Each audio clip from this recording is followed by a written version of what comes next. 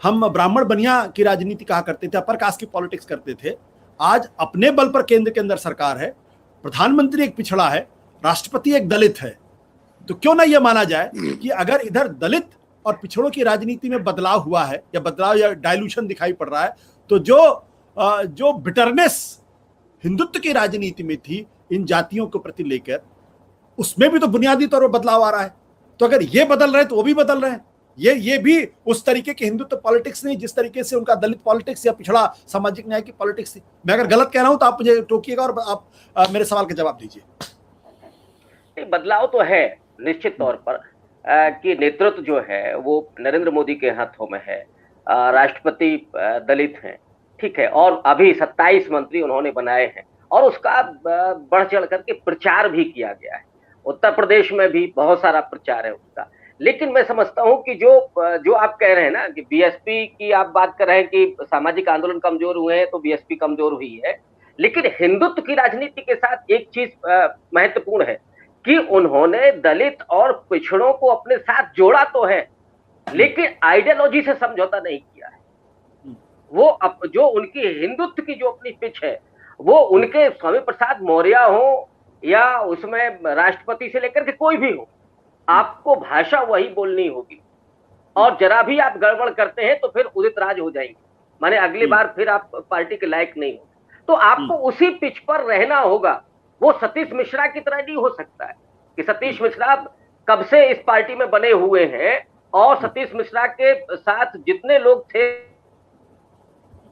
BC के, वो बाहर चले गए, सतीश मिश्रा और मजबूत होते चले गए। लेकिन बीजेपी में इसकी संभावना नहीं है कि बीजेपी में आइडियोलॉजी दलितों की और पिछड़ों की हावी हो जाए।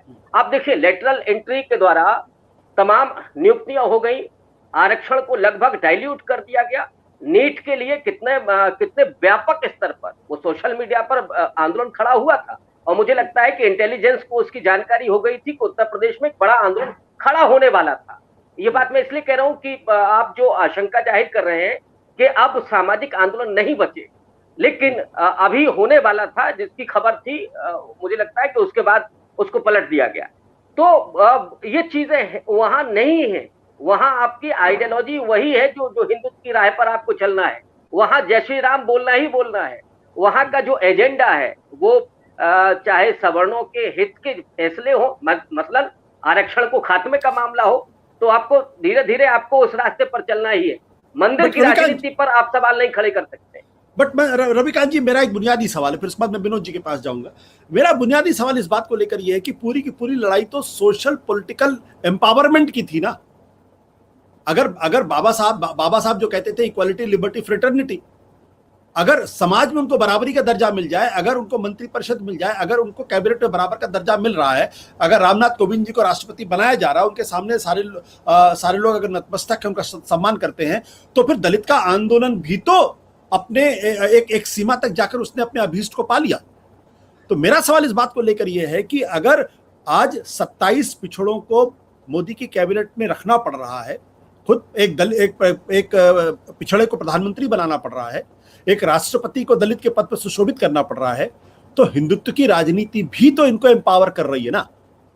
अगर एम्पावर कर रही है तो क्या तीनों धाराएं आके मिल रही कहीं पे और उससे एक नई राजनीति की शुरुआत हो सकती है? रविकांत जी, नहीं, धाराएं मिल तो कतई नहीं रही हैं, वो थोड़ा सा समझौते हो रहे हैं। बीजेपी उस हद तक कि हिंदुत्व की उस तरह की पॉलिटिक्स नहीं दिखा रही कि जहां वो सीधे तौर पर आरक्षण के खत्म करने की बात करे या आरक्षण की समीक्षा की बात करे। लेकिन इधर क्या है ना कि जो आप कह रहे हैं ठीक है कि राष्ट्रपति बना दिए गए या मंत्री बना दिए गए, सवाल ये है कि उन्हीं प्रधान साहब से जो बनाए गए थे शिक्षा मंत्री, उन्हीं से नीट में आरक्षण को लागू नहीं किया जाएगा ये घोषित करवाया गया। माने पिछड़े चेहरों से ही पिछड़ों के हितों पर कुठाराघात किया जाता है या दलित चेहरों के द्वारा ही दलितों के हितों पर कुठाराघात किया जाता है, ये बीजेपी ने किया है। तो वो अपने एजेंडे से नहीं भटकी है, उन्होंने इस्तेमाल किया है। इसीलिए मैं बार बार कहता हूं कि ये मुखौटे भर हैं, इनसे समाज का हित नहीं हुआ। यार राष्ट्रपति जी है तो उनसे क्या उनके पूरे कोरी समाज का क्या हित हो गया है? कोरी समाज में क्या एम्पावरमेंट आ गया है? वो नहीं हुआ है। देखिए बीएसपी की जो राजनीति रही है भले ही वो आज एक जाति तक सिमट गई है, लेकिन मायावती के रहते हुए सिर्फ जाटों का एम्पावरमेंट नहीं हुआ है, उसमें कोरी का भी हुआ, धोबी का भी हुआ, पासी का भी हुआ, वाल्मीकि का भी हुआ। तो बीएसपी की पॉलिटिक्स का फायदा निश्चित तौर पर दलितों को एम्पावरमेंट में हुआ है, लेकिन बीजेपी में मुखौटे खड़े हो गए, लेकिन एम्पावरमेंट इन जातियों को नहीं हुआ। और इसका सबूत यह है कि जो उत्पीड़न की घटनाएं हैं जो निरंतर बढ़ रही हैं और प्रशासनिक कार्रवाई नहीं हो रही है। मैं घटनाओं का नहीं कह सकता, ठीक है घटना हो गई, लेकिन हाथरस में प्रशासन अपराधियों के साथ खड़ा हो जाता है। ये दुर्भाग्य है, और इसीलिए मैं कहता हूं कि हिंदुत्व की राजनीति कभी भी दलितों और पिछड़ों के हित में नहीं हो सकती।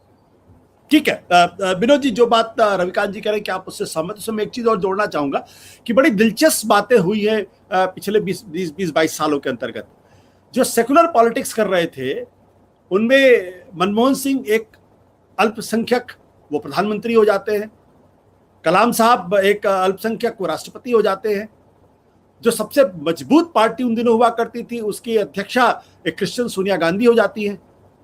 तो पॉलिटिक्स में क्या कुछ बुनियादी बदलाव हो रहे हैं क्या? और इधर बीएसपी में जो है वो ब्राह्मण सम्मेलन हो रहे हैं, पिछड़ों में ब्राह्मण सम्मेलन किए जा रहे हैं। भारतीय जनता पार्टी का प्रधानमंत्री पिछड़ा होता है, राष्ट्रपति एक दलित होता है। ये क्या संकेत है भविष्य की राजनीति के? देखिए, अगर आप इसको इस दृष्टि से देखें तो मुझे लगता है कि थीसिस और एंटीथीसिस जो मार्क्सवादी अवधारणा है, तो थीसिस और एंटीथीसिस की तरह देखिए कि जैसे एक थीसिस थी हिंदुत्व की राजनीति की, अब उसके एंटीथीसिस मायावती जी कर रही हैं, जो अब उससे कोई सिंथेसिस निकलेगा। तो ये तो मार्क्सवादी अवधारणा है, आप मान सकते हैं संसामाजिक शक्तियां इस तरह आगे बढ़ती हैं। लेकिन मैं एक बात से मानता हूं कि दलित राष्ट्रपति बनने से, ठीक है, एक दलित स्वाभिमान एक जरूर तुष्ट होता है, संतुष्ट होता है कि भाई हमारा राष्ट्रपति बन गया। वो क्या नारायण भी बने थे और ये, लेकिन क्या गांव में बैठा हुआ दलित अपने को सुरक्षित महसूस करता है? यहां से तय होगा दलित इंपावरमेंट का मामला। राष्ट्रपति बनाने से ही खाली नहीं होगा, या प्रधानमंत्री मान लीजिए पिछड़े वर्ग के हैं हमारे मोदी जी, तो क्या जो पिछड़ों में जो सवर्ण जातियां हैं, जो पिछड़ों में सवर्ण उनको छोड़ दीजिए, जो पिछड़ों में दलित हैं, अति पिछड़े हैं, क्या वो अपने को इंपावर्ड महसूस करते हैं?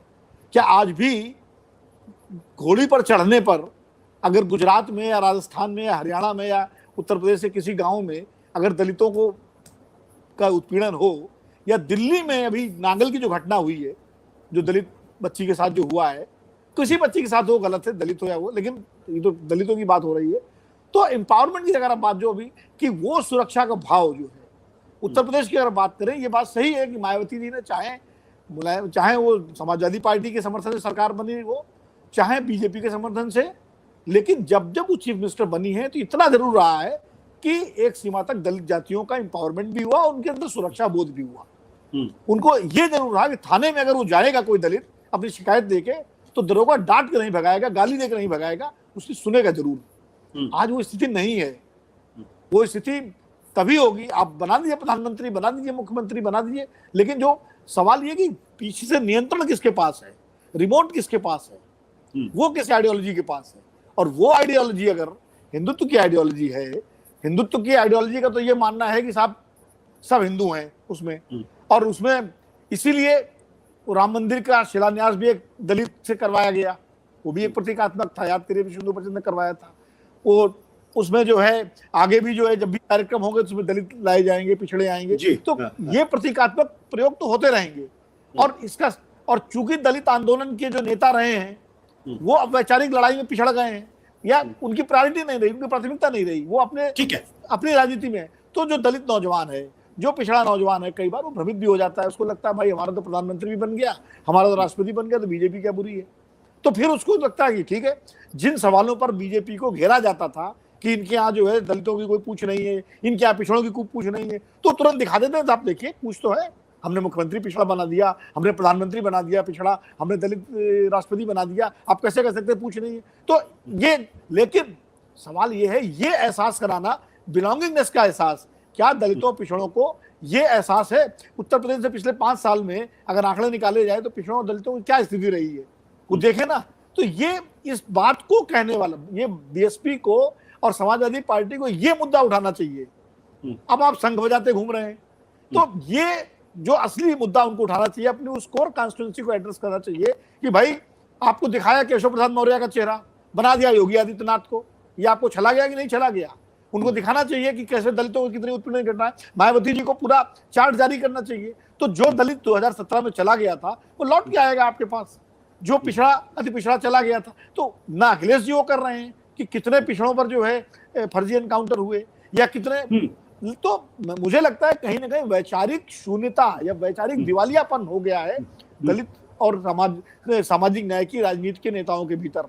वो वैचारिक दिवालियापन हिंदुत्व के नेताओं के अंदर नहीं है। इसीलिए वहां अगर स्वामी प्रसाद मौर्य जाते हैं, वो स्वामी प्रसाद मौर्य जो हिंदू देवी देवताओं के लिए क्या क्या नहीं बोलते थे, वो जाके फिर वहां मंदिर की बात करते हैं। तो भाषण सही कह रहा विकांत जी, तो वो उनको मैंने कहा ना ग्रैब कर लेते हैं, कॉप्ट कर लेते हैं।